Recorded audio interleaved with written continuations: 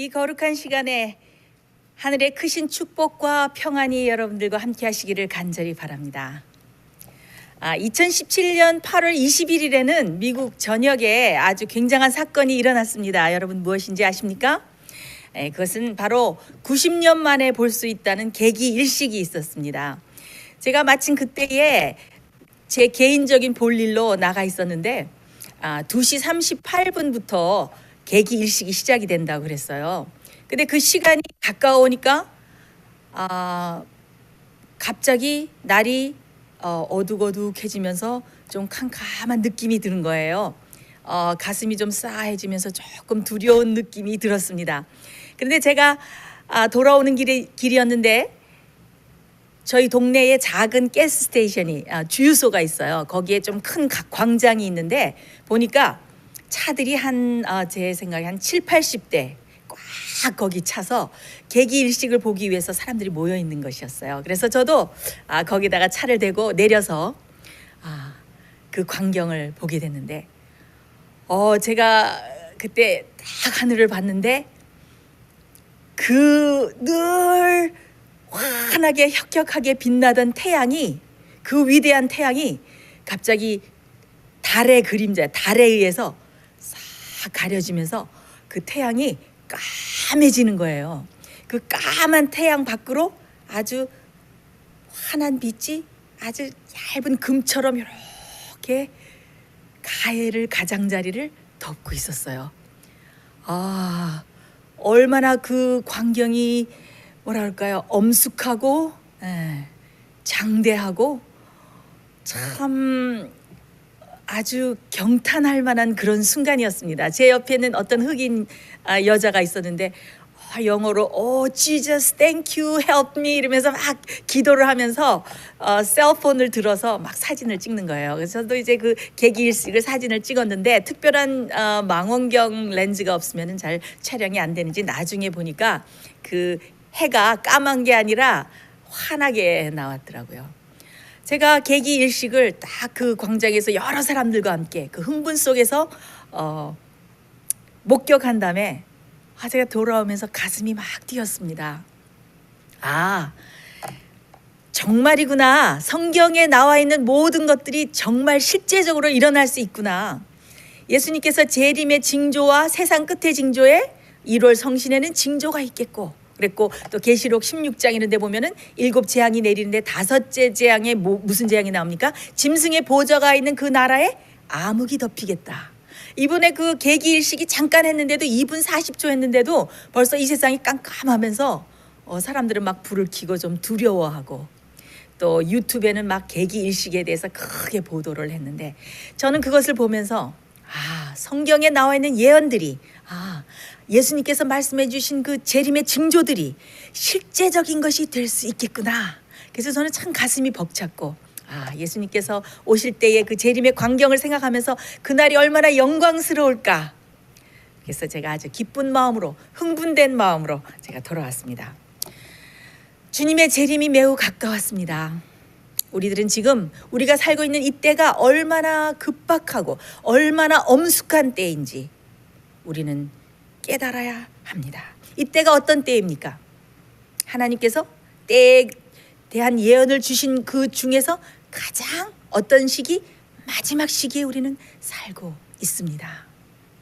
성경은 이 세상 역사가 어떻게 맞을 것인지, 어떻게 세상 끝이 와서 이 지구의 역사가 종결될 것인지에 대해서 아주 정확하게 말해주고 있습니다. 하나님의 참 백성으로서 우리는 이 마지막에 일어날 사건들에 대해서 아주 잘 알고 있어야 됩니다. 그뿐만 아니라 그 때를 위해서 잘 준비하고 있어야 합니다. 오늘 이 시간에는 여러분들과 함께 이 마지막에 어떤 사건들이 일어나고 이 마지막 지구의 역사가 어떻게 끝나는지, 그런 주제에 대해서 함께 연구해 보겠습니다. 그래서 우리가 마지막 때를 위해서 참 준비되기를 간절히 바랍니다. 먼저 다 같이 아모스 3장 7절을 읽겠습니다. 아모스 3장 7절입니다. 주 여호와께서는 자기의 비밀을 그종 선지자들에게 보이지 아니하시고는 결코 행하심이 없으시리라. 네, 성경의 역사를 보면 우리의 자비로우신 하나님 아버지께서는 한 번도 당신의 백성들에게 어떤 것을 알리지 않으시고는 행하신 적이 없습니다. 어떤 일도 하나님의 섭리나 하나님의 계획 없이 마구 막 일어난 적이 한 번도 없습니다. 하나님께서는 그리고 특별히 당신의 백성들에게, 당신의 사랑하는 자녀들에게 어떤 일이 일어날 것이라고 꼭 알려주지 않으시고는 행하시지 않습니다.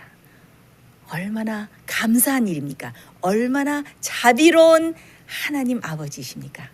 우리는 그런 하나님을 신뢰할 수가 있습니다.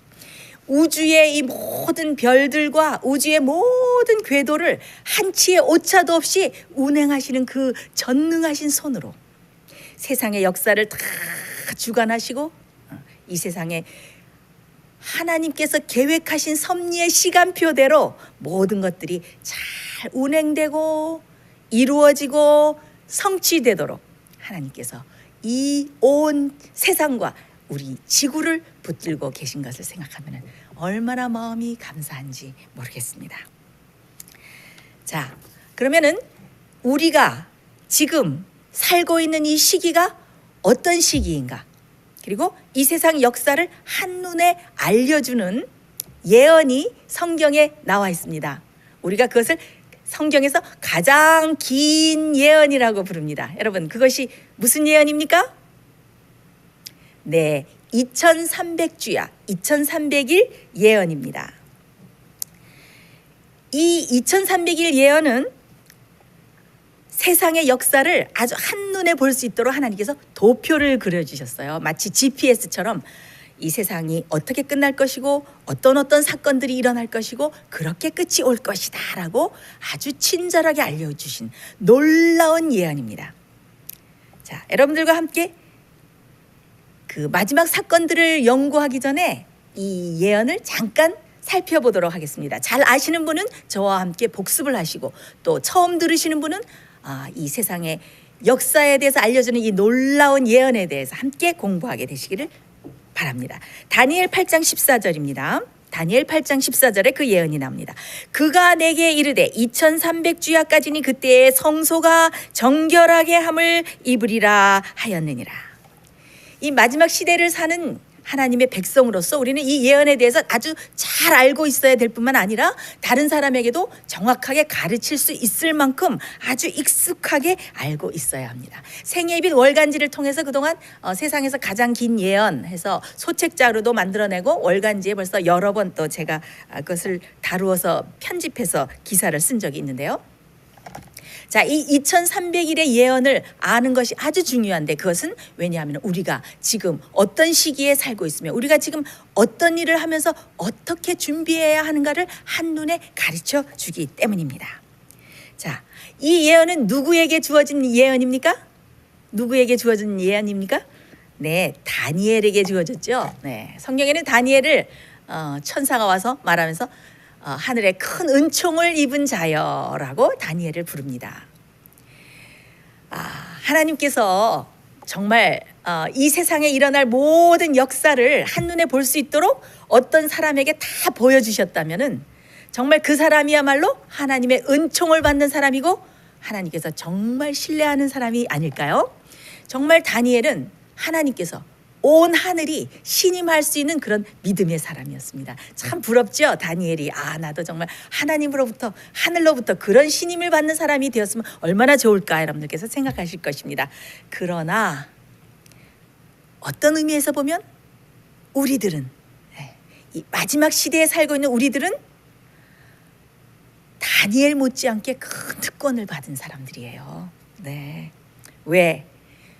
머지않아서 영광스러운 예수 그리스도의 재림을 우리 두 눈으로 목격하면서 재림을 맞이할 것이기 때문에 그래서 믿음의 선조들이 그렇게 살고 싶어 하던 그 마지막 시기에 우리가 살고 있는 것입니다. 얼마나 감사한 일인지 모르겠습니다. 자, 다니엘이 이 예언을 이 이상을 주신 계시를 보고 어떻게 했어요? 아주 당황을 했어요. 도대체 이게 무슨 뜻일까? 여러 가지 그 전에 다니엘이 이상을 많이 봤죠. 짐승도 봤고 어떤 나라가 일어날 것이고 이 세상에 일어날 나라들의 그 순서에 대해서 차례대로 다 이상을 통해서 그 다 보았어요.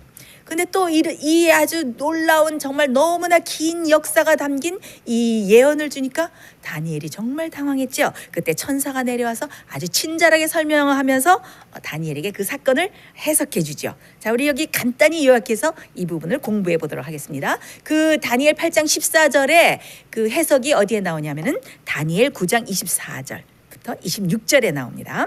다니엘 9장 24절. 내 백성과 내 거룩한 성을 위하여 70일에로 기한을 정하였나니. 조금 제가 띄어서요. 예루살렘을 중건하라는 영이 날 때부터 기름 부음을 받은 자 곧 왕이 일어나기까지 7일에와 62일에가 지날 것이요. 그때 곤란한 동안에 성이 중건되어 거리와 해자가 이룰 것이며 62일의 후에 기름 부음을 받은 자가 끊어져 없어질 것이며. 네, 그래서 이렇게 세상의 역사가 어떻게 일어나서 어떻게 될 것인가에 대해서 이렇게 자세하게 설명이 되어 있습니다. 그럼 여기서 먼저 내 백성과 내 거룩한 성을 위하여라고 나오는데 여기서 내 백성은 누구입니까? 어떤 백성입니까? 네, 다니엘의 백성이죠. 이스라엘, 유대 민족이죠. 이스라엘을 위해서 어떤 기한을 정했다고요? 70일에로 기한을 정하였나니. 이 70일에는 무엇인가 하면은 이스라엘 백성들을 위해서 주어진 은혜의 기간이라고 할 수 있습니다. 그럼 일에는 무엇일까요? 일에. 네, 일에는 일주일, 7일을 일에라고 말합니다. 그래서 70일에가 이스라엘 백성을 위해서 은혜의 시간이 주어진 것입니다. 자, 그러면은 70일에는 며칠일까요? 네. 1에는 7일이니까 70 곱하기 7 하면은 7, 7이 49 해서 490일입니다. 그런데 성경에는 그 예언적인 기간을 계산할 때 늘 적용되는 방법이 있습니다. 그것이 어디에 나오는가 하면은 에스겔 4장 4절 그리고 민수기 14장 34절에 나와가지고 거기에는 1일이 1년이니라. 그래서 우리가 예언적인 기간을 계산할 때는 1일을 어떻게 해요? 1년으로 계산하는 것이 예언적인 기간을 계산하는 계산법입니다. 그래서 490일, 그죠? 70일에 490일은 뭐예요? 몇 년이에요? 490년. 그래서 하나님께서 그분의 그 이스라엘 택하신 백성이었던 이스라엘을 위해서 490년이라는 은혜의 기간을 주십니다. 그러면 이 예언이 시작되는 그 시작점이 어디일까요? 여기선 어떻게 말을 하냐면은 예루살렘을 중건하라는 영이 날 때부터라고 말을 해서 이 예언이 시작되는 그 점이 예루살렘을 중건하라는 영이 날 때부터, 그것이 시작점인 것을 알 수 있습니다. 그러면 예루살렘을 다시 그 성전을 건축하라, 중건하라는 영이 언제 내렸느냐? BC 457년에 그 영이 내린 것을 알 수 있습니다. 그래서 바벨론으로 포로로 잡혀갔던 사람들이 돌아와서 어떻게 했어요? 성전을 건축을 했죠. 자, 그때에 그 70일의 중에 어떤 일이 있는가 하면은 기름 부음을 받은 자 메시아가 일어날 것이며, 또 기름 부음을 받은 자가 끊어질 것이며, 다 이렇게 해서 거기에는 메시아가 언제 일어날 것이고 메시아가 언제 또 돌아갈 것이고 이런 것들이 다 상세하게 나와 있습니다. 아주 놀라운 예언이죠. 그래서 여기에 말하기를 기름 부음을 받은 자 메시아 왕이 일어나기까지 얼마가 지날 것이다? 7일에와 62일에가 지날 것이다. 그래가지고 62일에와 7일에를 합하면 얼마가 됩니까? 69일에가 되죠. 네, 69일에는 483년이 됩니다. 그래서 457년, 그 예언이 시작되는 그 시점부터 483년, 그러니까 69일에 483년을 경과해서 오면은 그때가 뭐가 되냐면 AD 27년이 돼서 그때 어떻게 되셨어요? 예수 그리스도께서 침례를 받으셨습니다. 바로 기름 부음을 받은 자 메시아가 일어나는 때가 바로 2301 예언에 아주 명시되어 있는 것입니다. 그러면 71회가 이스라엘 백성을 위한 은혜의 기간인데 69일에만 얘기했으니까 아직 얼마가 더 남았어요? 네. 7년이 더 남았죠. 그래서 그 7년 중반에 어떻게 돼요? 기름 부음 바가 일어날 것이며 그다음에 기름 부음 자가 끊어지는 십자가 사건도 그렇게 예언돼 있어요. 그래서 AD 31년에 예수님께서 십자가에 못 박혀서 돌아가셨죠. 네. 그런 사건도 다 이 가운데 그들에게 주어졌던 은혜의 기간 가운데 70일의 가운데 다 들어있는 거예요. 자, 예수님께서 오실 때 이스라엘 백성들은 어떻게 했어야 돼요? 이스라엘 백성들은 메시아가 오실 때를 알고 있었어야 돼요. 다니엘의 예언서를 그들이 가지고 있었기 때문에 457년 예루살렘 성이 중건하라는 그 명령이 날 때부터 483년이 지난 그 즈음에 메시아가 일어날 것이다 라는 것을 그들이 예언을 연구해서 알고 있었어야 돼요. 그런데 어땠습니까? 아무도 메시아를 기다리지 않았어요. 메시아를 기다리고 있는 사람은 어떻게 해요? 극소수였습니다. 예수님께서 일어나서 공생애를 시작하시고 전도하실 때 무엇이라고 전도를 시작하셨어요? 때가 찼고, 그렇죠? 때가 찼고, 어떤 때가 찬 것입니까? 다니엘이 예언했던 그 이상의, 다니엘이 봤던 이상의 그 2300일의 예언 가운데에 그 명시되어 있던 때가 찼고, 그래서 메시아인 내가 일어나서 이렇게 천국 복음을 전한다 해서 하나님 예수님께서 어떻게 하셨어요? 때가 찼고라고 이렇게 하셨습니다. 자, 그러면 이 세상의 역사를 한눈에 볼 수 있는 이 흥미있는 2300년의 예언의 끝은 어디일까요?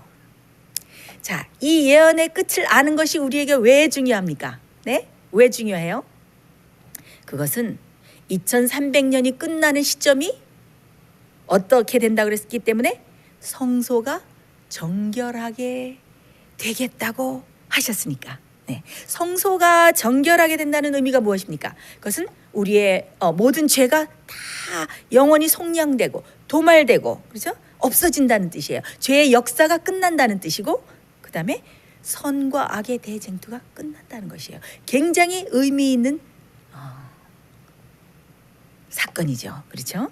그래서 2300 주야 예언이 끝나는 그 시점이 바로 성소가 정결하게 된다는 그 의미를 포함하고 있는 것입니다.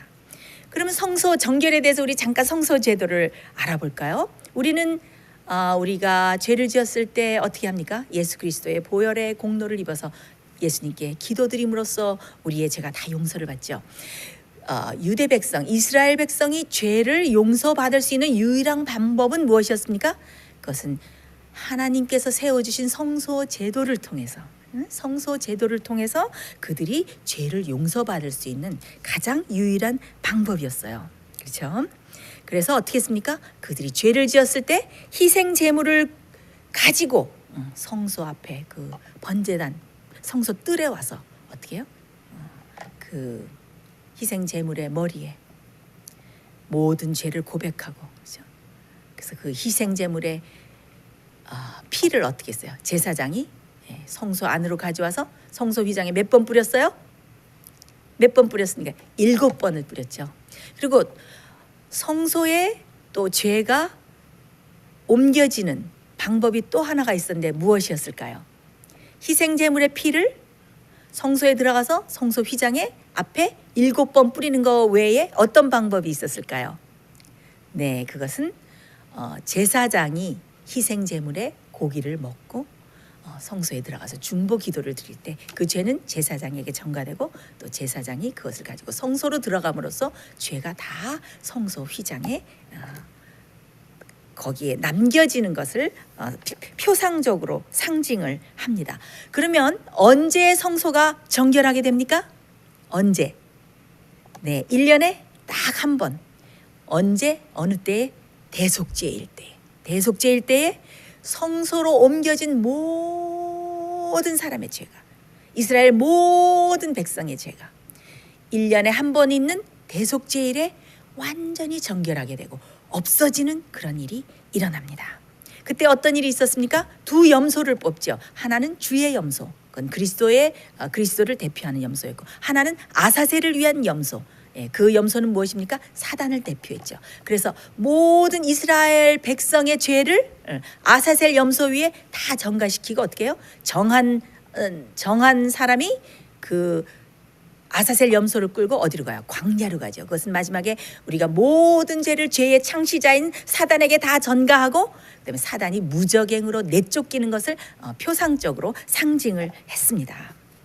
그렇게 해서 성소가 대속죄일 때에 정결하게 되죠.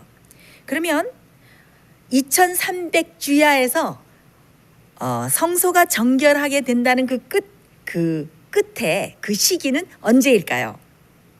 잠깐 여기서 간략하게 여러분들과 함께 복습을 해보면은 이스라엘을 위한 은혜의 기간이 뭐였어요? 70일에, 그렇죠? 70일에 490년은 어디에서 끝났냐면은 예루살렘을 다시 건축 중건하라는 영이 날 때부터 BC 457년부터 490년을 쭉 경과하면은 AD 34년에 이르릅니다. 그래서 이스라엘 백성을 유대 백성을 위한 은혜의 시기는 언제 끝났습니까?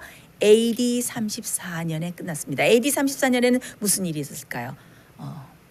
유대 지도자들이 스데반을 돌로 치면서 하나님의 명령을 국가적으로 끝까지 거절했기 때문에 그들의 은혜의 시기를 채웠죠. 다 마치게 됐죠. 자, 그래서 2300년에서 490년을 끊어서 빼버리면은 얼마가 남냐면 1810년이 남습니다. 그래서 AD 34년부터 1810년을 쭉 오면은 2300일의 예언, 2300년의 예언은 언제 끝나게 되냐면은 1844년에 끝나게 되어 있습니다. 그러면은 이렇게 중요했던 1844년에 이 시기가, 이 시점이 아무 일도 없이 아무 사건도 없이 그냥 지나갔을까요? 이렇게 중요한 사건이 아무 어떤 사람의 주목을 하나도 끌지 않고 그냥 조용히 지나갔을까요? 그렇지 않습니다. 그것은 조용히 지나가지 않았습니다. 그때 매우 힘있고 크고 떠들썩한 사건이 하나 있었습니다. 우리 그 사건에 대해서 잠깐 살펴보도록 하겠습니다. 자, 그 사건이 무엇이었을까요? 19세기 초기에 장로교, 침례교, 감리교, 또 루터교 성공회 모든 교파를 막론하고 여러 교파에 있는 많은 그리스도인들이 이 2300일의 예언에 대해서 공부하고 1844년에 큰 사건이 있으리라고 많은 사람들이 기대하고 있었던 사건과 운동이 있습니다. 자, 성경학자들은 그 당시에 2300년의 끝에는 매우 중요한 어떤 일이 일어날 것이다 라고 다 같이 엄청난 기대를 가지게 되었습니다. 자, 그런데 미국에서 이 예언을 2300주야의 예언을 아주 자세하게 연구하고 가장 대표적으로 전한 사람의 이름은 윌리엄 밀러였습니다. 이 윌리엄 밀러는 어머니의 어머니가 아주 신실한 그리스도인이었고 어머니의 가마 아래서 아주 좋은 가마 아래서 잘 자랐는데 청년 때는 하나님께 마음을 바치는 경험을 하지 못했어요. 근데 그가 34세 됐을 때 하나님의 성령께서 크게 그 마음이 역사하셔서 정말 그가 새롭게 거듭나는 그런 경험, 계심의 경험을 하게 되었습니다. 그 전까지 그는 무신론자들과 또 회의론자들과 또 교제하면서 하나님의 말씀 성경에 대해서 많은 의문을 가지고 그 100% 그 성경을 믿는 그런 믿음을 소유하지 못했는데 그가 계심하고 나자 정말 성경이 새로운 책이 되었어요.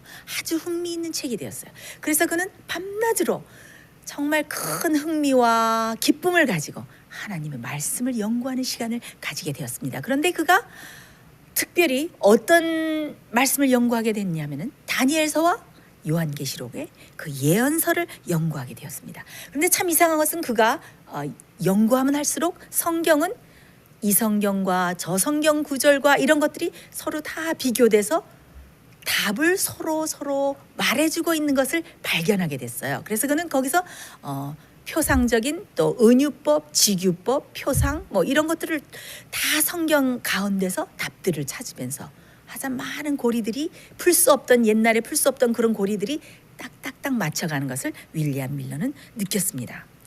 그런데 그는 참 신기한 것은 성경에 나오는 어떤 하나님께서 예언하신 것들은 그 이미 성취된 예언들은 딱 정확한 그 시간에 그대로 성취된 것을 발견을 했습니다. 그런데 그때에 그가 열심히 연구하게 된 것이 바로 2300일의 예언이었습니다. 그가 2300주야 예언, 다니엘서에 나오는 2300주야 예언을 연구하고는 아마 머리를 꽝 얻어맞은 느낌이었어요. 아니 2300일의 예언이 이 마치는 시간을 계산해 보니까 1844년인데 그때 성소가 정결하게 된다고 이렇게 나와 있는데 성소가 정결하게 된다는 의미가 무엇이지? 그럼 하나님께서 이 땅을 불로 정결하게 하신다는 의미인가? 하나님께서 이 지구를 정결하게 하시기 위해서 그때 오신다는 것인가? 그는 너무 놀라서 가슴이 막 뛰기 시작했어요. 그렇다면 예수님께서 이 땅에 재림하신다는 그 연도가 1844년이 아닌가?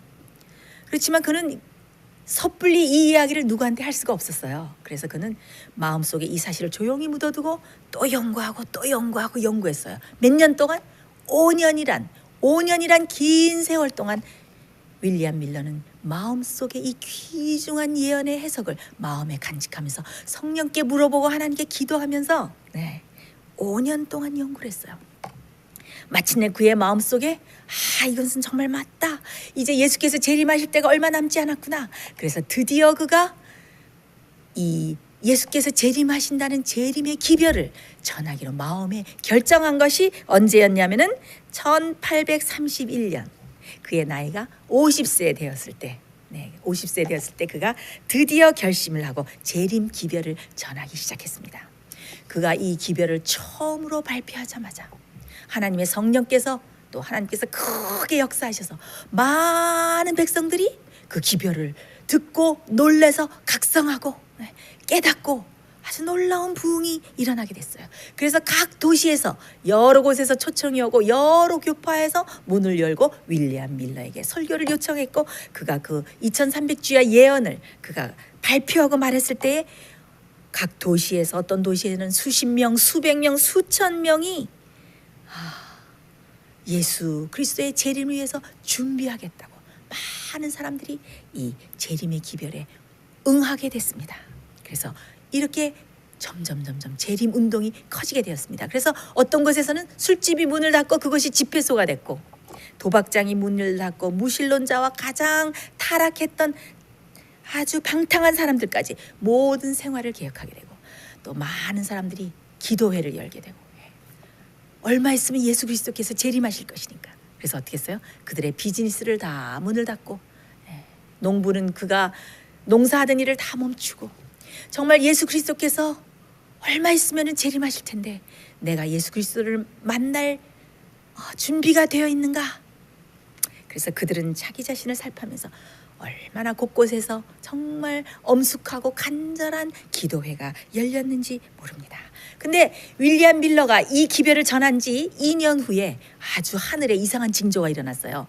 그때 1833년 11월 13일에 미국 전역에 유성, 그러니까 별이 막 떨어지는 그러니까 예수 그리스도께서 세상 끝에는 해가 어두워지고 별들이 떨어질 것이며 라고 마태복음에 24장 29절에 말씀하신 그 예언이 이루어지는 그런 일이 있었어요. 그래서 미국 전역에서 많은 사람들이 몇 시간 동안 떨어지는 그 별을 보고 굉장히 두려운 마음을 갖게 되었습니다. 그래서 이 재림운동은 이 재림의 기별은 온 미국 전역으로 퍼져나가게 되었고 많은 사람들이 이 1844년에 예수 그리스도께서 재림한다는 사실을 믿고 그들의 죄를 회개하고 그들을 겸손히 낮추고 자기 자신을 정결케 하고 예수님을 맞기 위해서 온전히 준비하는 그런 놀라운 일들이 일어나게 되었습니다. 그런데 하나님의 사업의 부흥이 일어날 때마다 어떻게 해요? 사단이 그 사업을 미워해서 선동하는 일이 일어나죠. 그래서 이 진정으로 예수님께서 오시기를 원하지 않은 그 사람들이 어떻게 했어요? 일어나서 윌리엄 밀러의 이 재림 기별을 반대하기 시작했어요. 그래서 이 재림을 얘기하고 재림 기별을 믿고 재림에 대해서 준비하고 이러는 모든 사람들을 박해하고 반대하면서 어떻게 했어요? 각 교회에서 그런 재림을 믿고 재림 기별에 호응하는 많은 그 교인들을 어떻게 했어요? 다 징계 처분을 하고 다 내쫓고 출교하는 일이 있었습니다. 윌리엄 밀러는 그때 그렇게 종교 지도자들에게 호소를 했어요. 내가 제시하는 이 교리에 어떤 잘못이 있으면 알려달라.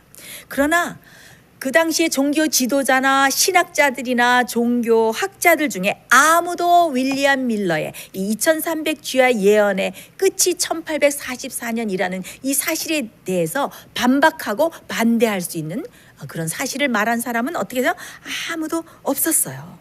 그래서 그들이 할 말이 없자 어떻게 했어요? 예언서는 다니엘서와 요한계시록은 인봉된 책이다. 예언은 우리가 알 수 없는 신비한 것이라고 다 주장을 했어요. 근데 예수님께서는 어떻게 했어요? 다니엘서를 얘기하시면서 읽는 자는 깨달을진저라고 예수님께서 말씀하신 것을 우리는 알 수가 있습니다. 이렇게 윌리엄 밀러가 미국에서 일어나서 재림 운동을 이렇게 재림 기별을 전했을 때 전 세계적으로 이 똑같은 일이 일어났어요. 요셉 볼프라는 사람이 일어나서 재림이 가까웠다고 전했고, 남미에서는 라쿤자라는 신부가 일어나고, 영국에서도 독일에서는 벵갈이 일어났고, 프랑스와 스위스에서는 가우센이라는 사람이 일어났고, 이렇게 해서 전 세계적으로 예수님의 재림이 가까웠다는 것을 전했습니다. 그런데 그 옛날에 예수님의 제자들이 그들이 그 당시에 가르치던 메시아에 대한 개념을 잘못 가지고 있었기 때문에 어떻게 했어요? 메시아가 예수 그리스도께서 십자가에 달려 돌아가시자 그들이 너무나 큰 실망과 쓰라린 시련을 당했어요. 왜? 그들이 잘못된 메시아의 개념을 가지고 있었기 때문에. 그와 마찬가지로 윌리엄 밀러와 또 함께 돕는 모든 동역자들도 잘못된 개념을 가지고 있었어요. 윌리엄 밀러 그 당시에 많은 사람들은 성소를 어떻게 해석하고 있었냐면은 성소를 이 세상이라고 해석을 하고 있었어요. 그래서 그들이 그 의미를 잘못 해석함으로 말미암아서 어떻게 됐어요? 큰 실망을 당하는 일이 일어나게 되었습니다. 마치 예수님의 제자들이 큰 실망을 당했듯이 재림 기별을 믿고 예수 그리스도를 간절히 기다리던 사람들에게 큰 실망을 당하는 일이 일어났습니다. 그러면 그들이 예수 그리스도가 1844년에 이 땅에 임하실 줄 알고 그들의 모든 것을 버리고 연장을 버리고 그들의 모든 사업을 버리고 예수님을 만나기 위해서 그렇게 간절히 기다렸던 그 사람들이 무엇이 잘못된 것이었어요? 그들이 해석했던 예언적인 기간 1844년은 아무 잘못이 없었어요. 그러면 무엇이 잘못이 되었습니까? 그 사건의 의미, 그죠? 그 의미를 그들이 잘못 오해했기 때문이에요. 그죠? 그 사건을. 그렇다면 하나님께서 그 재림을 기다리던 재림 신도들이 왜 그렇게 큰 실망을 당하도록 내버려 두셨을까요? 성령께서 역사하셔서 윌리엄 밀러에게 그것은 그게 아니다라고 얘기해 주시지 왜 그 많은 재림 신도들이 실망을 하도록 내버려 두셨을까요? 하나님께서는 어떤 일이 하나님께서 계획하신 어떤 섭리의 시간표와 섭리의 사건이 있을 때 그것이 아무 주의를 끌지 않고 그대로 넘어가도록 허용하지 않으십니다. 하나님께서는 많은 사람들이 실망을 겪게 함으로써 그럼 도대체 이 사건이 무엇이지? 이때 무슨 일이 일어났지? 라고 다시 그들이 열심히 연구해서 그 예언의 참뜻을 알 수 있도록 그들에게 역사하신 거예요. 그렇게 하나님께서 섭리하신 거예요. 그것이 첫 번째 이유이고, 두 번째 이유는 무엇이었는지 여러분 아십니까? 그들의 동기를 시험하셨어요. 그들이 진정으로 예수 그리스도의 재림을 바라고 있는 사람들인지 그들의 동기를 시험하셨어요. 그래서 어떻게 됐어요? 1844년에 예수 그리스도께서 재림하지 않자 인간적인 두려움과 또 이기적인 목적으로 예수님을 기다렸던 사람들은 어떻게 되었습니까? 그들은 다 실망해서 다 떨어져 나갔습니다. 그러나 진정으로 예수님을 기다리고 하나님을 사랑했던 그 신실한 재림을 기다렸던 사람들은 어떻게 했어요?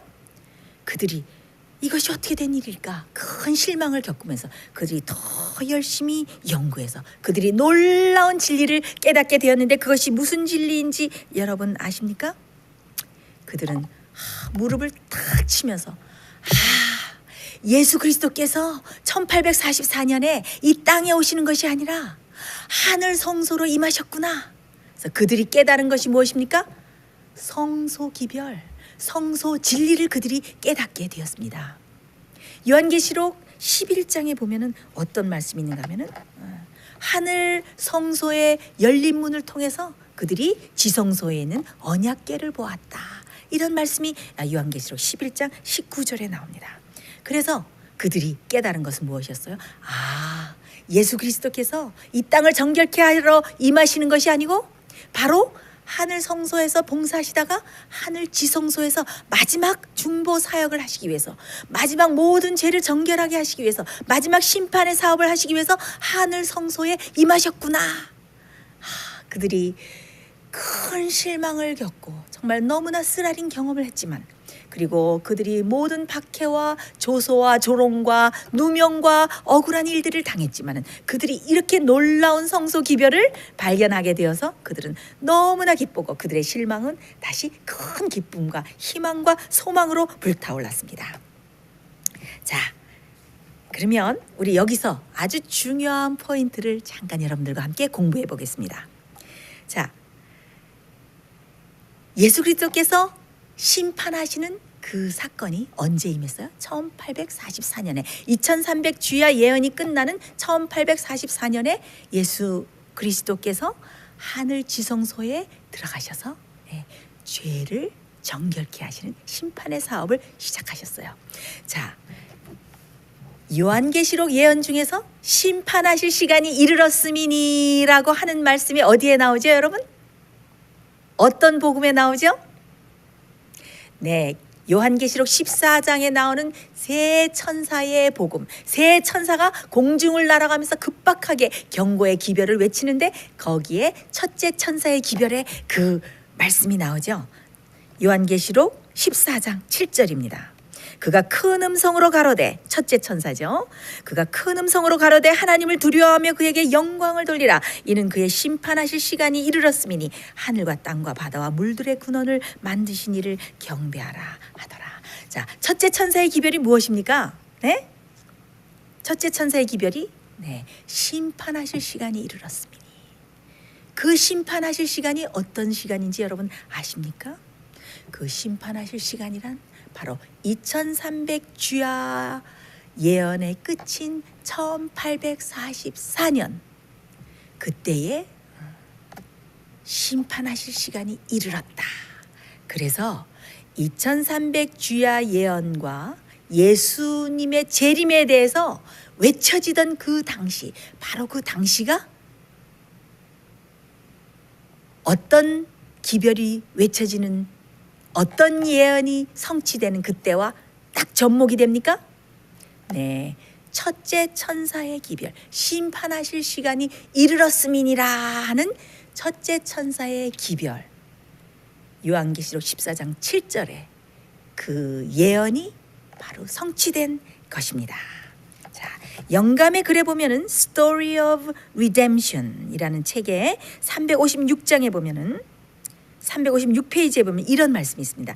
요한계시록 14장에 나타난 첫째 천사의 기별에 관한 예언이 1840년에서부터 1844년 사이에 있었던 재림 운동으로 성취되었다.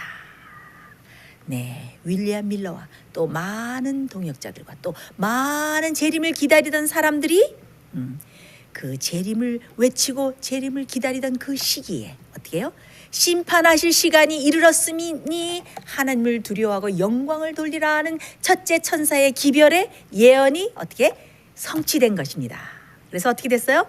1844년에 첫째 천사의 기별의 그 예언이 성취된 것을 우리는 똑똑히 알고 있어야 할 것입니다. 자, 그리고 Great Controversy 355페이지에도 재림이 가까웠다는 선포와 함께 종교적인 대각성이 일어날 것이라는 사실이 요한계시록 14장의 첫째 천사의 기별에 예언되어 있다. 그 첫째 천사의 기별은 영원한 복음의 일부분이며 그것은 심판의 시작을 알려준다. 각 시대의 구원의 기별은 전파되어 왔다. 그러나 이 기별은 오직 말세에만 전해질 복음 기별의 일부분이다. 왜냐하면 심판의 때는 말세가 되어야 시작되기 때문이다. 네, 그래서 언제 첫째 천사의 기별이 전해졌습니까? 2300 주야의 예언이 마치는 1844년에 재림 기별이 외쳐지던 그 즈음에 첫째 천사의 기별이 외쳐졌습니다. 자, 요한계시록 14장 7절 그 이후에 보면은 또 어떤 천사가 나옵니까? 첫째 천사의 뒤를 이어서 또 큰 소리로 외치는 둘째 천사가 나오죠. 그 둘째 천사는 무엇이라고 말합니까? 무너졌도다 무너졌도다 큰 성 바벨론이여 라고 나오죠. 자, 그러면은 이 둘째 천사의 기별은 몇 년도에 전해지고 그 예언이 성취됐다고 우리가 볼 수 있습니까? 그것은 1844년 여름부터 둘째 천사의 기별, 바벨론이 무너졌도다라고 외치는 그 둘째 천사의 기별의 예언이 성취되었다고 영감의 글은 증거하고 있습니다. 재림 기별을 반대하고 재림 신도들을 핍박하던 또 예수 그리스도의 재림을 진정으로 기다리고 있지 않던 많은 교회들은 점점점 더 심한 오류에 빠지게 되고 타락하게 되어서 어떻게 됐어요? 마치 바벨론이 무너지듯이 그 교회들이 점점점 타락하게 된 것을 알 수가 있습니다. 그런데 이 둘째 천사의 기별은 그때에 온전히 성취된 것은 아닙니다. 마지막 시대에 하나님께서 더 이상 역사하실 수 없이 모든 종교들이, 바벨이라는 것이 굉장히 그 혼잡이란 뜻이죠. 모든 것들이 귀신의 초소가 되고 더러운 영들의 모인 곳이 되는 그런 더러운 초소가 될 때, 완전히 그 모든 교회들의 타락상이 아주 극한 그 극점에 이를 때에, 그때의 둘째 천사의 기별은 마지막 때에 그래서 온전히 더 성취될 것인데, 그런데 그때는 바로 어느 때입니까? 바로 지금입니다. 그래서 어떻게 돼야 돼요? 종교개혁은 계속돼야 돼요. 루터로부터 시작해서 윌리엄 밀러 때, 그때 재림 기별을 전할 땐 그때서부터 계속 종교개혁은 더 밝은 빛으로 향해서 전진해야 되는 것인데, 그래서 우리 생애의 빛은 종교개혁 운동을 계속 하는 것을 목적으로 하고 있습니다. 그런데 첫째와 둘째 천사의 기별이 이렇게 다 성취되었는데, 그러면 셋째 천사의 기별은 어떤 것인가? 언제 성취될 것인가? 자, 이 첫째 천사가 가고 둘째 천사가 뒤를 따라가고 셋째 천사가 또 그 뒤를 따라가고, 자, 이 따라간다는 이 의미를, 이 원어의 의미를 보면은 그것이 그냥 시간을 두고 띄엄띄엄 나타나는 것이 아니에요. 따르다는 뜻은 함께 간다, 함께 동행한다, 같이 간다, 그런 뜻을 가지고 있어요. 그래서 첫째 천사가 가고 그 다음에 둘째 천사가 뒤따른다는 뜻은, 그리고 또 셋째 천사가 뒤따른다는 뜻은 첫째 천사의 기별이 전해지고 한참 있다가 둘째 천사의 기별이 전해지고 또 한참 있다가 셋째 천사의 기별이 전해지는 것이 아니라, 이것은 이 삼중 기별은 서로 뗄래야 뗄 수 없는 관계에 있어요. 그래서 첫째 천사의 기별과 함께 둘째 천사의 기별이 전해지고, 둘째 천사의 기별과 함께 셋째 천사의 기별이 전해지는, 이렇게 함께 가는 삼중교리라고 할 수가 있습니다. 그러면은 그들이 셋째 천사의 복음은 언제 전해졌고 그들이 이것을 어떻게 해석을 하고 어떤 의미로 받아들이게 되었을까요? 자, 1844년에 예수님께서 재림하신다고 굳게 믿었던 사람들이 예수님께서 하늘 성소로 들어가신 것을 그들이 깨닫게 되고, 그때에 그들이 성소의 열린 문을 통해서 지성소를 보게 되고, 그들이 그 예언을 연구하면서 그 요한계시록에 나타난 그 지성소 안에 언약궤를 보면서, 그 언약궤가 무엇이에요? 바로 법궤죠. 법궤 안에는 무엇이 들어있습니까? 하나님의 십계명이 들어있죠. 그래서 그때 그들이 깨달은 것은 하나님의 십계명, 하나님의 법이 그렇게 중요하구나. 그래서 그들이 거기에 셋째 천사의 기별의 그 의미를 깨닫게 되었어요. 셋째 천사의 기별은 어떤 기별입니까? 짐승의 표를 받지 말라. 짐승의 표를 받는 자는 영영이 타는 불에 들어갈 것인데, 그렇죠? 그리고 마지막에 성도들의 인내가 여기 있나니 저희는 하나님의 계명과 예수 믿음을 지키는 자들이니라 라고 이렇게 나와 있어요. 자, 그들은 마지막에 나타나는 무리, 하나님의 계명을 지키는 무리들, 하나님의 계명을 지키는 것이 그렇게 중요하구나 하고 그들이 그때 깨닫게 되었어요.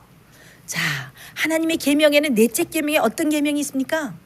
창조주 하나님, 하늘과 땅과 물들과 바다와 이 물들의 근원을 만드신 창조주 하나님을 경배하라라는 그런 심판의 기별과 함께 넷째 계명에는 무엇이 들어있습니까?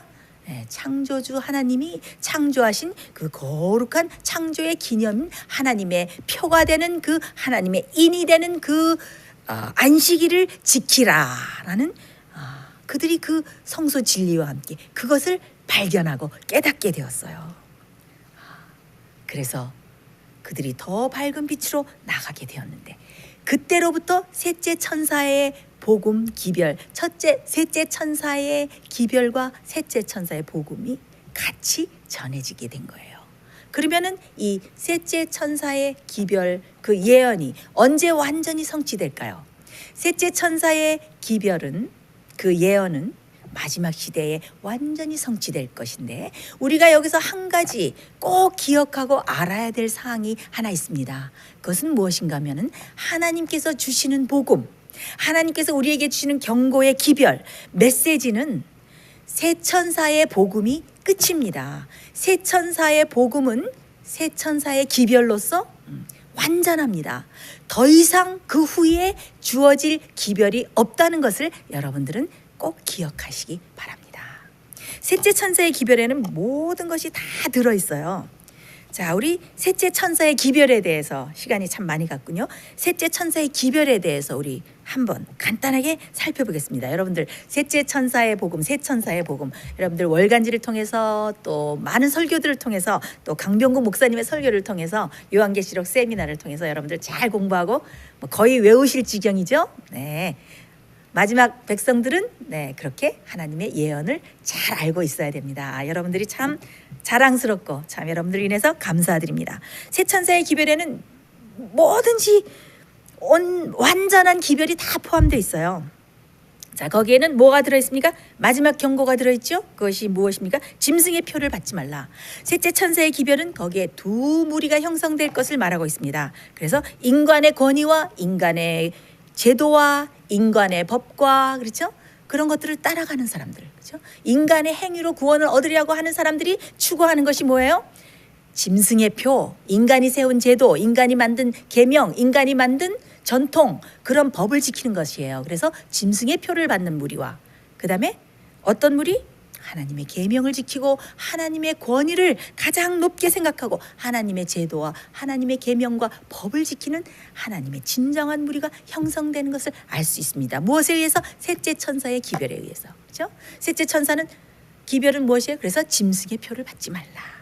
그러면은 짐승의 표를 받지 않는 하나님의 마지막 참 백성의 정체도 어떻게 해요? 거기에 들어있어요. 어떻게 들어있습니까? 짐승의 표를 받지 않고 끝까지 승리하게 되는 하나님의 백성이 나오는데 그 백성들의 특징이 뭐예요? 성도들의 인내가 여기 있나니 그들은 어떻게 해요? 하나님의 계명과 예수 믿음을 지키는 자니라. 그래가지고 짐승의 표를 받지 않고 끝까지 인내로서 모든 핍박과 환난과 그런 것을 견디고 죄를 승리하고 하나님의 계명을 지키고 충성하는 사람들이 이 셋째 천사의 복음에 나오게 되는 것입니다. 자, 그런데 여기에는 무엇이 또 들어있는가? 셋째 천사의 복음에는 예수님의 성육신에 대해서 들어있습니다. 예수님의 성육신, 예수님의 인성, 이게 무슨 말씀인가? 함께 잠깐 생각해 보겠습니다. 자, 우리가 하나님의 계명을 지키기 위해서 또 그 요한계시록 14장 12절에 나오듯이 하나님의 계명을 지키며 예수 믿음을 지키는 자가 되기 위해서, 그렇죠? 하나님의 계명을 지키는 자가 되기 위해서 필요한 것이 무엇인가 하면은 예수 믿음입니다. 그것은 아주 특별한 믿음인데 그것은 예수 그리스도께서 우리와 똑같은 몸을 가지시고 인성을 쓰시고 성육신 하셔서 이 땅에 오셔서 어떻게 하셨어요? 나는 스스로 아무것도 할 수 없노라 하면서 하늘 아버지를 온전히 의지하심으로써 어떻게 해요? 모든 죄를 승리하고 우리의 모본이 되셨어요. 그렇게 하면서 우리도 그 자취를 따라서 모본을 따라서 죄를 승리하는 사람이 되어라. 하나님의 계명을 지키는 사람이 되어라. 그런 사람들이 하나님의 사랑의 성품이 고스란히 나타나 있는 하나님의 성품의 사본인 십계명을 지키는 사람들이 바로 하나님의 인을 이마에 받는 사람들이고 그들이 하나님의 짐승의 표를 받지 않는 마지막 백성이 될 것이다 라는 것이 이 세 천사의 복음에 다 들어있는 것입니다. 그리고 또한 거기에는 세 천사의 복음에는 무엇이 들어있는가? 믿음으로 말미암아 어떻게 의롭게 될 수 있는가? 믿음으로 말미암는 의의 귀한 기별이 세 천사 복음에 다 들어있습니다. 그것이 무엇입니까? 믿음으로 의롭게 된다. 그것이 무엇입니까? 우리가 하나님의 복음의 능력을 믿을 때, 하나님의 말씀의 능력을 믿을 때 어떻게 되는 것입니까? 네. 하나님께서 이 세상을 창조하던 똑같은 창조의 능력으로 우리 마음속에 임하셔서 우리가 온전히 재창조함을 받고 하나님의 아름다운 성품으로 변하고 그래서 다시는 죄의 권세에 들어가지 않고 은혜의 능력과 은혜의 파워로서 어떻게 해요? 죄를 다스리면서 살고 죄를 승리할 수 있는 사람으로 만들어주시는 이 놀라운 믿음으로 의롭게 될 수 있는 이 모든 복음이 어디에 들어있어요? 세 천사의 기별과 세 천사의 복음에 셋째 천사의 기별과 거기에 다 들어있는 것입니다. 그래서 어떻게 돼요? 우리가 우리의 죄를 다 회개하고 고백할 때 예수님께서 너는 내가 너의 죄를 다 용서했다. 그리고 내가 너를 의롭다고 칭해준다. 그래서 칭의, 의롭다고 여겨주시는 거예요. 그 다음엔 어떻게 해요? 의롭다고 우리를 여겨주실 뿐만 아니라 정말 우리의 속도 의로운 사람으로 죄를 이기고 살 수 있는 의로운 사람으로 어떻게 해요? 창조의 능력으로 만들어주셔요. 그래서 이 세 천사의 기별 복음 그리고 이 셋째 천사의 기별에는 이 놀라운 완전한 기별과 완전한 복음과 하나님께서 주시는 그 메시지가 다 들어있는 것입니다. 그래서 이 세 천사의 복음 외에 더 이상 주어진 것이 없는 것을 우리가 알 수 있습니다. 네. 혹자는 그 요한계시록 18장에 나오는 또 다른 천사가 내려오는데 이 땅이 그 영광으로 환하여졌더라 하는 그 부분을 넷째 천사가 나타나서 기별을 전해서 온 땅에 또 다른 기별을 전해서 온 땅이 빛으로 환하여졌다 이렇게 해석하는 사람들이 있는데 계시록 여러분들 잘 알아두셔야 합니다. 요한계시록 18장 1절에 나오는 그 천사가 2일 후에 제가 읽겠어요. 요한계시록 18장 1절 2일 후에 다른 천사가 하늘에서 내려오는 것을 보니 큰 권세를 가졌는데 그의 영광으로 땅이 환하여지더라. 이것은 무엇을 의미하는 사건인가 하면은 셋째 천사의 기별이 다 전해지고 그 다음에 셋째 천사의 기별을 또 세 천사의 복음을 온전히 이해하고 진리로 온전히 성화된 사람들이 하나님의 인을 받고 마지막 늦은 비 성령을 받고 나가서 큰 소리 외침을 외칠 때에 예, 늦은 비 성령의 큰 성령의 능력으로 온 땅에 크게 외치는 그 큰 소리 외침을 의미하는 것입니다. 거기에 또다시 넷째 천사가 나타나서 전할 어떤 기별이 있는 것이 아닙니다. 그러면은 그 요한계시록 18장에 나오는 천사는 뭐라고 외칩니까? 네, 둘째 천사의 기별의 연장선에서 무너졌도다 바벨론이요, 그러면서 그 받을 재앙, 그 받을 재앙에 참여하지 말고 바벨론에서 나오라라고 그 큰 소리로 외침으로 외치는 그 사건을 말해주는 것입니다. 시간이 다 돼서 더 많은 사건들을 줄이기로 하고요. 우리 여기서 마지막 성도들로서 아주 중요한 공부를 잠깐 요약해서 함께 연구해 보면서 이 시간을 마치도록 하겠습니다. 우리가 마지막 날에 일어날 사건들을 우리가 잘 알고 있는 것은 굉장히 중요합니다.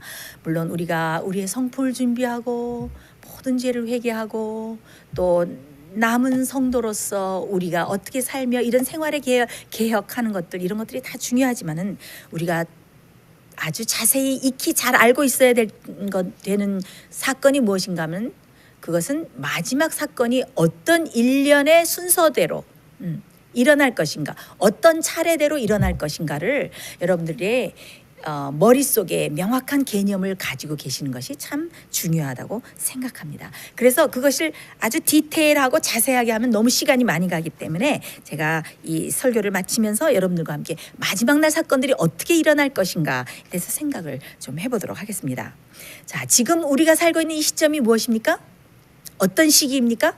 네, 하늘 성소에서 지금 예수 그리스도께서 우리의 중보 사역과 함께 죄를 정결케 하시는 심판의 사업이 지금 진행 중인 아주 엄숙한 시간에 우리가 살고 있습니다. 지금 현재 하늘 지성소에서 어떻게 했어요? 예수님께서 누가 구원을 얻을 자인가, 누가 구원을 얻지 못할 자인가를 다 헤아리고 거기서 결정하는 그런 심판이 이루어지고 있습니다. 여러분들 다니엘 7장과 또 말라기 3장과 또 열처녀의 비유에 신랑이로다 하고 외치는 그 모든 그런 사건들은 다니엘 7장에 책들이 펴놓이고 인자 같은 이가 옛적부터 항상 계신 이에게 앞으로 나아가서 그의 나라와 권세를 받고, 이런 모든 것들이 지금 하늘에서 지성소에서 1844년부터 이루어지고 있는 모든 사건을, 그 심판을 가리키고 있는 거예요. 그래서 지금 우리가 살고 있는 이 시간은 얼마나 엄숙하고 얼마나 정말 시리어스하고 절실한 순간인지 모릅니다. 우리의 이름이 언제 불려지고 우리가 정말 구원에 적합한 사람인지, 예수 그리스도께서 우리를 위해서 피를 흘려주셨지만은 정말 우리가 그 보혈의 능력을 우리 마음속에 적용하고 정말 보혈의 피로 모든 죄를 승리하고 정결한 사람이 되어서 예수님께서 베풀어 주시는 구원을 받을 만한 자격이 있는지를 예수님께서 지금 다 헤아리고 살피실 때에 우리는 정말 구원받은 자로 그렇게 헤아려지고 그 구원받은 자에 들어가게 되기를 제가 간절히 바랍니다. 자, 예수님께서 지성소의 사업을 마칠 때 어떤 일이 일어나십니까? 예수님께서 대제사장의 그 중보의 옷을 벗으시고 복수의 옷으로 갈아입으실 때, 그때 어떻게 해요? 예수님께서 금향로를 던지시면서 중보 사역을 마치시죠. 불의를 하는 자는 그대로 불의를 하고, 더러운 자는 그대로 더럽고, 의로운 자는 그대로 의를 행하고, 거룩한 자는 그대로 거룩되게 하라 하는 이 마지막 선고가 내려지죠. 자, 그때 어떻게 됩니까? 은혜의 시간이 맞춰지게 되는 것입니다. 그때 하나님의 인을 받은 사람들은 그때 이제 늦은 비 성령을 받게 되는데, 그때 막 환란이 시작하는 그 즈음이 돼요. 자, 사방에 바람을 붙들고 있는 천사는 언제까지? 하나님의 종들의 이마에 인을 치기까지는 어떻게 해요? 사방 바람을 붙잡고 있을 것이라고 그랬습니다. 그래서 환란이 시작될 즈음에, 그죠? 인 맞은 자들이 막 나타나고 늦은 비 성령을 받고 이 즈음에 환란이 막 시작하는 이 즈음이 아주 시간이 거의 같은 시각에 맞물려서 일어나는 것을 알 수가 있습니다. 그래서 환란과 핍박이 일어나면서 준비된 자들은 어떻게 돼요? 늦은 비 성령을 받고, 그래서 어떻게 해요? 더 효과 있게 이 새 천사의 복음을 외치기 위해서 강력한 힘을 받고 성령의 큰 능력으로 앞으로 나가게 되는 것입니다. 늦은 비가 왜 내려집니까? 두 가지 이유. 하나는 마지막 새 천사의 복음을 더 효과 있고 확실하게 전하기 위해서, 능력을 주기 위해서 주어지고, 또 다른 이유는 우리가 환난을 안전하게 그리고 넉넉하게 통과하기 위해서 주어지는 것입니다.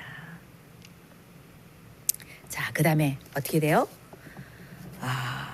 악인들에게 무엇이 내리게 됩니까? 예수 그리스도께서 심판을 끝마치시고 지성소를 나오실 때에 내 천사가 사방의 바람을 다 녹여대고, 그때 진리를 마지막까지 거역하고 은혜의 시기를 거역한 그 악인들에게 무엇이 내리게 됩니까? 7 재앙이 내리게 되죠. 요한계시록에 잘 나와 있죠. 그때 전쟁과 투쟁과 정말 유혈살대와 무서운 일들이 일어나고 천연재해들이 일어날 것입니다. 자, 그때에 그러면서 짐승의 표가 내려지고 어떻게 해야 돼요? 짐승의 표에 압박이, 환란이 생기고, 그때에 하나님의 계명을 지키고 인간의 제도에 굴복하기를 거절하는 사람들을 죽이라는 사형 명령이 일어나게 내리게 됩니다. 그럴 때 의인들은 어떤 일을 당합니까? 야곱의 환란을 겪게 됩니다. 야곱의 환란이란 것은 하나님께서 그들의 죄를 다 용서해 주시고 다 죄를 도말해 주셨어요. 그러나 어떻게 해요? 마지막에 그들이 흔들리지 않고 정말 믿음으로 하나님께 충성하는가 하는 것을 그때에 어떻게 돼요? 그때에 시험을 받게 돼요. 그래서 정말 하나님을 평소에 사랑하고 하나님을 의지하고 신뢰하는 그런 경험들을 깊이 한 사람들은 어떻게 돼요? 야곱의 환란 때 넉넉히 그 환란을 이기게 돼요. 그들은 비록 자기가 죽더라도 하나님께 불충성하기를 거절을 하죠. 하나님께 끝까지 충성하기로 맹세한 신실한 사람들이기 때문에 그들이 야곱의 환란을 겪게 되고, 그 다음에 어떻게 됩니까? 드디어 그 하나님의 성도들이 무서운 압박과 환난과 핍박 속에 있을 때에 하늘에 빛나는 구름이 나타나면서 예수 그리스도께서 재림하는 그런 놀라운 사건이 일어나는 것입니다. 제가 Great Controversy 635페이지에 있는 말씀을 읽고 마치겠는데, 이 말씀이 너무 좋아서 제가 조금 길지만은 여러분들과 함께 읽고 싶습니다. 이 말씀은 마지막 그 짐승의 표의 환난과 또 하나님의 백성에게 무서운 핍박이 올 때로부터 예수 그리스도께서 재림하실 때까지의 광경을 묘사하고 있습니다. 하나님의 계명을 순종하는 자들에게서 인간의 법률상 보호가 제거되는 때에는 여러 나라에서 그들을 박멸하려는 운동이 일제히 일어나게 된다. 법령으로 공포된 기간이 가까워오면 사람들은 그 미워하는 종교단체를 근절하기로 계획하고 하룻밤 사이에 단번에 그들을 처부수어 이론과 책망의 소리를 없이 하기로 결심한다. 이때 하나님의 백성들은 혹은 옥중에 있고 혹은 산림이나 산중에 적막한 곳에 피해 있어 여전히 하나님의 보호하심을 간구하는데, 각처에서는 무장한 무리들이 악한 천사들의 군대의 충동을 받아서 살해할 준비를 분주히 한다. 이스라엘의 하나님께서 그 택하신 백성을 구원하시려고 일어나실 때는 바로 이 위기 일발의 시간인 것이다. 승리와 조소와 저주와 함성을 지르면서 악인의 무리가 막 성도들에게 달려들려 할 때에 밤의 캄캄함보다 더욱 짙은 암흑이 온 땅을 덮는다. 그때에 무지개가 나타나서 하나님의 보좌에서 발하는 영광으로 빛나며 모든 하늘에서 뻗치어 마치 기도하는 무리를 두르는 것 같이 된다. 너무 길어서 넘어가겠습니다. 재림의 광경, Great Controversy 640페이지입니다. 예수님께서 재림하시는 놀라운 광경이 이렇게 영감의 글에 묘사되어 있습니다. 곧 동편에서 사람의 손바닥만한 작은 검은 구름이 나타난다. 이는 그리스도를 두른 구름인데 멀리서는 암흑으로 가린 것 같이 보인다. 하나님의 백성은 그것이 인자의 징조임을 알고 조용히 그 구름이 땅으로 가까이 옴을 주목한다. 그 구름은 점점 광명하여지고 더욱 영광스러워져서 마침내 큰 흰 구름이 되는데 그 아래는 타는 불과 같은 영광이 있고 위에는 언약의 무지개가 있다. 이때 예수님께서는 이제는 굴욕과 비통의 쓴 잔을 마시는 슬픔에 처하는 자가 아니라 산자와 죽은 자를 심판하기 위하여 천상천하의 승리자로 오신다. 무수한 천사의 무리는 성가를 부르면서 주님을 수행한다. 온 하늘이 찬란한 천천만만의 천사들로 충만해진 것처럼 보인다. 이 놀랍고 황홀하고 위험스러운 광경은 너무나 영광스럽고 너무나 현세의 사물에서 초월한 것이어서 사람의 붓으로 능히 묘사할 수가 없고 마음으로 그 장려함을 가히 상상할 수도 없다. 네, 제가 여기서 이 글은 마치도록 하겠습니다. 예수님께서 재림하실 때 어떻게 될까요? 참 계시록에 나타난 예수님의 모습을 보면은 하얀 머리가 희기가 눈처럼 하얗고 그렇죠? 양털같이 하얗고 빛나는 주석 같은 발, 그 환한 빛 가운데서 천천만만의 천사를 대동하시고 어떻게 해요? 하나님의 남은 무리, 그 모든 핍박과 짐승의 표의 환란과 무서운 재해들과 해에 뜨겁게 하는 그 기운들과 목마름과 그 죽이려는 그런 살해하겠다는 그런 협박과 이런 무서운 모든 환란을 통과하면서 하나님께 끝까지 충성한 무리들을 구원하시기 위해서 예수 그리스도께서 어떻게 해요? 작은 구름을 타고 동편에서 나타나셔서 나중에 그 구름이 큰 구름으로 되고 그래서 그 신실한 충성된 백성들을 데리러 이 땅에 오신다고 했습니다. 이렇게 마지막 사건은 이렇게 딱 정해져 있고 하나님께서는 마지막 시간에 어떤 순서대로 어떻게 해서 마지막 사건이 올 것이라는 것을 다 성경에 예언해 주시고 영감의 글들에 다 표현해 기록해 주셨어요. 사랑하는 성도 여러분, 하나님께서 정말 모든 것을 성경의 예언을 통해서 우리에게 알려주시고 또 무엇도 준비해 주셨습니까? 넉넉히 이길 수 있는, 죄를 승리하고 환난을 통과할 수 있는 하나님의 능력, 하나님의 은혜, 이 모든 것까지 다 준비해 주셨습니다. 우리는 다만 어떻게? 믿기만 하면, 믿고 하나님을 신뢰하고 그 말씀을 순종하면서 주님께서 주신 진리로 우리가 온전히 안과 겉과 모든 것이 온전히 거룩하게 변화하게 될 때에 우리는 정말 구원을 받을 수 있는 그 충성스러운 무리에 들어가게 될 것입니다. 우리는 지금 세상 역사 바로 마지막 그 시점에 살고 있습니다. 지금은 예수 그리스도의 재림을 위해서 준비해야 될 때입니다. 이제 성경은 우리에게 더 이상 줄 기별이 없습니다.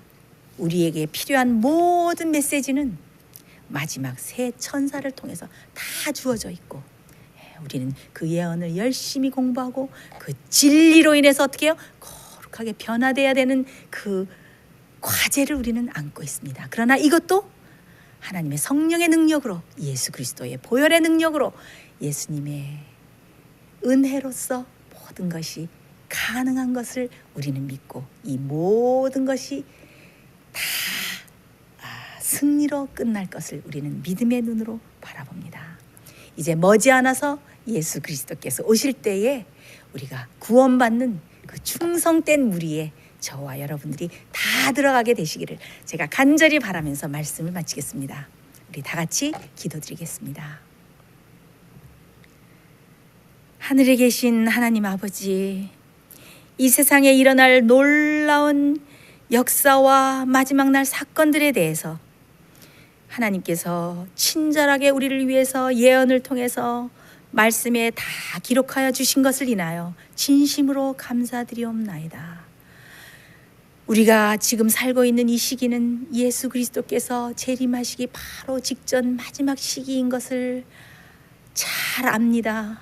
주여, 우리를 불쌍히 여기시고 우리가 하나님의 은혜와 능력과 성령의 역사 가운데서 온전히 하나님의 아름다운 성품을 반사하는 구원 얻는 무리로 편할 수 있도록 축복하여 주시옵소서. 그래서 주님께서 재림하시는 그 영광의 날에 한 사람도 빠짐없이 참여하여 영원한 하늘 본향에 다 들어갈 수 있는 축복을 우리에게 허락하여 주시옵소서.